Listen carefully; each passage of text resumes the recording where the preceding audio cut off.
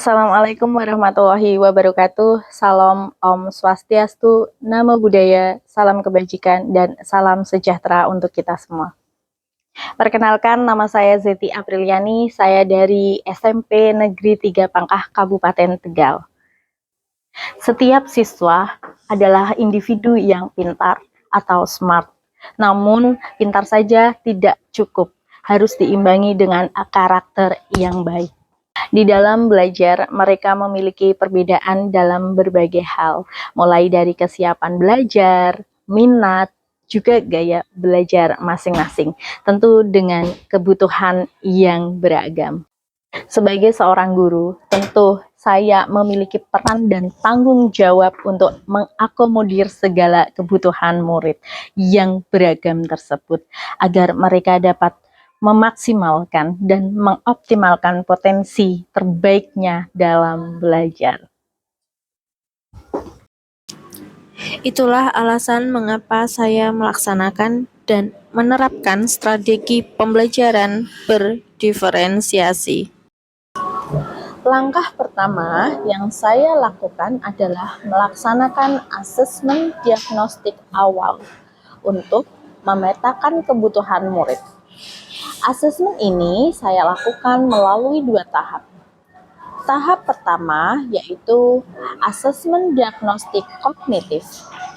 Dengan memanfaatkan aplikasi Google Form, saya dapat dengan mudah memahami kondisi awal murid terhadap materi yang akan diberikan. Asesmen ini bertujuan untuk mengetahui kesiapan belajar murid. Yang kedua adalah asesmen diagnostik non-kognitif.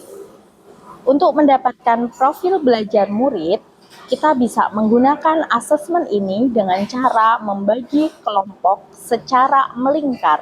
Kemudian saya menanyakan hal belajar terkait minat, hobi, dan juga gaya belajarnya. Kebetulan ketika jam istirahat, saya melanjutkan untuk makan bersama dengan anak-anak supaya lebih dekat dengan siswa. Langkah kedua, saya melaksanakan hasil asesmen diagnostik yang sudah dilaksanakan sehingga dihasilkan murid sebagai berikut. 6 murid belum paham, 5 murid paham sebagian, dan 20 murid paham utuh. Sedangkan hasil asesmen non-kognitif menunjukkan 18 murid bergaya belajar visual, 5 murid bergaya belajar auditori, dan 8 murid bergaya belajar kinestik. Sebelum KBM dimulai, saya menyambut siswa di depan gerbang untuk menumbuhkan semangat mereka dan penerapan budaya positif di sekolah. Kegiatan belajar dimulai dari salam, berdoa, dan kesepakatan belajar untuk komitmen selama pelajaran dilaksanakan. Diferensiasi proses. Saya menayangkan sebuah video dan kemudian membaginya menjadi 2 kelompok, yaitu kelompok kecil dan kelompok besar. Kemudian dengan memberikan pertanyaan ketika sudah selesai melihat video yang sudah ditayangkan dan memberikan pemantik supaya siswa terlibat aktif dalam pembelajaran.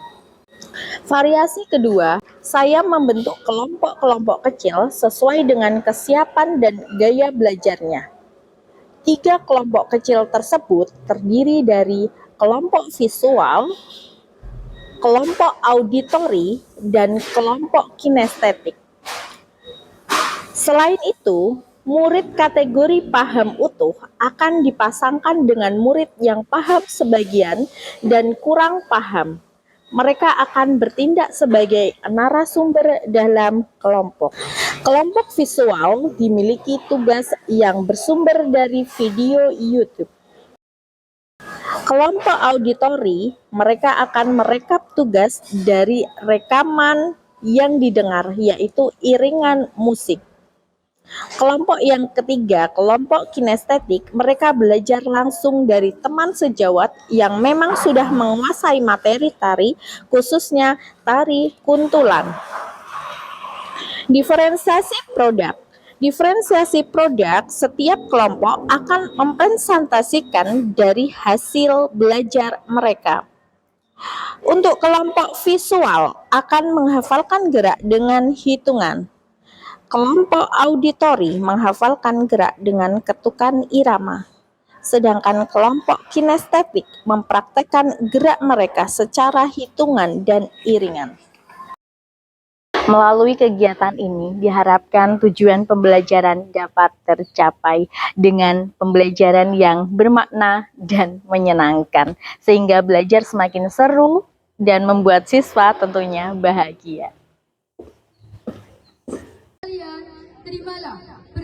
Alhamdulillah, mapel seni tari kuntulan terlaksana dengan baik, tidak hanya di satu kelas, akan tetapi semua kelas, dan dijadikan proyek P5 dengan tema kearifan lokal, yaitu kesenian tari kuntulan, yang merupakan salah satu kesenian khas Desa Grobok, Kecamatan Pangkah, Kabupaten Tegal, yang mana seluruh siswa mengikuti dan melaksanakan proyek P5 tema kearifan lokal kesenian tari kuntulan SMP Negeri 3 Pangkah.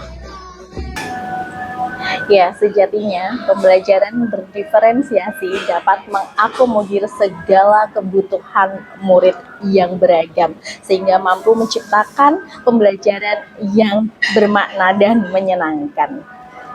Naik perahu ke Sungai Musi, mencari petani di Pemalang, jangan takut dan jangan malu berinovasi. Sejatinya, jika sudah dijalani ternyata gampang. Assalamualaikum warahmatullahi wabarakatuh. Pembelajaran sangat menyenangkan. Kami bisa belajar berbagai media seperti podcast, video, YouTube, TikTok, dan Instagram. Kami juga tahu tarian kuntulan khas Grobok Kulon melalui proyek tarian yang kita lakukan. Pembelajaran berdiferensiasi yang dilakukan oleh Bu Seti sudah sangat bagus dan dapat menginspirasi rekan-rekan guru, dan kami sangat mendukung kegiatan itu. Sukses selalu buat Bu Seti. Semangat pagi, Assalamualaikum warahmatullahi wabarakatuh.